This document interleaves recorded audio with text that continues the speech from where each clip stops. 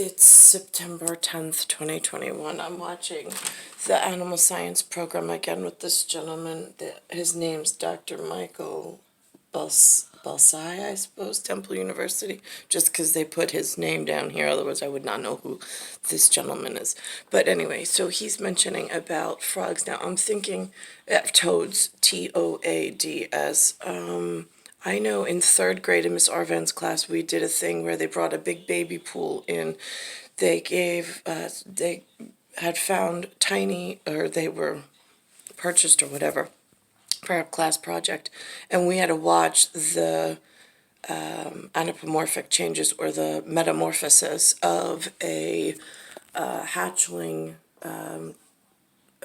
amphibian go from the egg to the body with a tail that can swim and propel itself, and then all of a sudden it loses its gills, and so on and so forth, and then becomes a full land animal.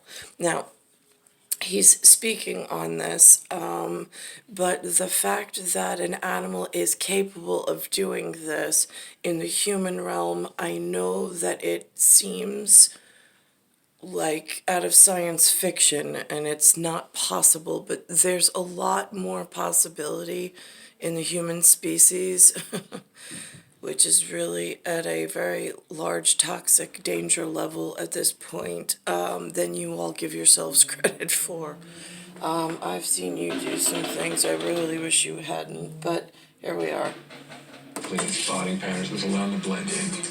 And then some of the wording is associated sometimes with... And here's the other thing. When the English language was being written and disseminated amongst the humans, there's, for some reason, when it comes to the amphibian and the toad, I do not know why they claim the female is the larger and the one on the bottom, and then there's something plexus where the male attaches to its back and the female has to carry the male. This disgusting behavior actually transposed into the human field of science, and the dumb, fucking useless American men in the everyday that I've been exposed to have been so useless at carrying a job and a function that the woman has had to be the solid state of like doing all the work, and the male has been on the back being totally useless and having to be carried. I don't know why they set the biomatrices up this way. It is totally not in the correct anatomical position. Different types of glands that produce venoms and poisons and things like this. And what about the rumor that touching a toe will give you warts? Well, you cannot get warts from handling a toad. That's an old wives' tale. That is just complete nonsense. Okay, then. The life cycle of a toad is fascinating. Take, for example, the American toad. The American toad. It is different than others. The male will make a loud noise called a trill.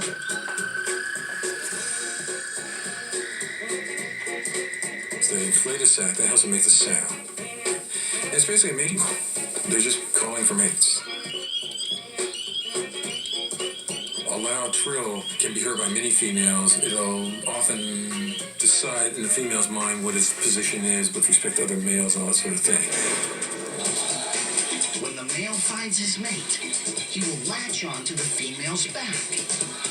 Scientists call this embrace an amplexus. Amplexus. We think it looks more like a good old-fashioned piggyback ride. This has been the financial security of the North America since I arrived. There's no security whatsoever. Attach into these little critters called tadpoles. Tadpoles are like tiny fish, equipped with gills for breathing and a tail for swimming. They soon morph into something quite different. Morph is the word. M-O-R-P-H. The tail will start to disappear because it sort of self-destructs as time goes by. And the forelimbs start to grow out, and they lose the gills, and eventually they come out on land as a fully formed land-dwelling ant. Now, was that gentleman crazy? Was he forced into the hospital? Was he forced to take medication that he doesn't need? I mean, you can see the anapomorphic difference of a tadpole into a toad. It's real. But yet on more physics related things where I would have to have high scientific or naval equipment in order to teach the dumb fucking useless arms on land things, which I don't want to do. Their cohorts are imprisoning people in medication regimes and genetic breakage of specific lineage that knows things that are trying to protect the other populations that don't know as much and don't work in a neural networked fashion like some of us at Origins found and Deep Space Nine. So I don't know. I mean, he looks like a respectful DVM, which is Doctor of Veterinary Medicine, who works on natural animal science and knows things. I would respect him. I wouldn't call him crazy when he's speaking of nature that he's witnessed and he's studied in the field. But yet I have humans trying to get court documents and shut down free speech and free movement of specific humanoids in the same subset for trying to protect a grander schematic of framers, builders, and networks in Ether and Ethernet that have been broken.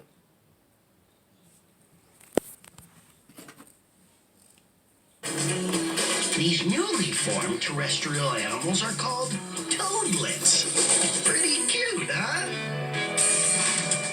You could fit Size of a penny. the head of a penny. As these toads get bigger, they'll live on land for the next year, only returning to the water when it's time to mate.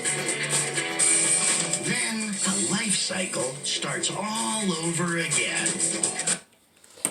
Star 1978, star 8378, Nicole Cattaruzza. I'm in Bayside Station, Bayside, New York, 11361. It is Earth, Universe, Milky Way, solar system.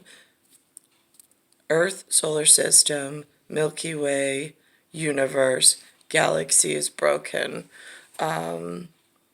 Inside the state of New York, which is inside the U.S.A. And I would be RUZZA at Rus Alja.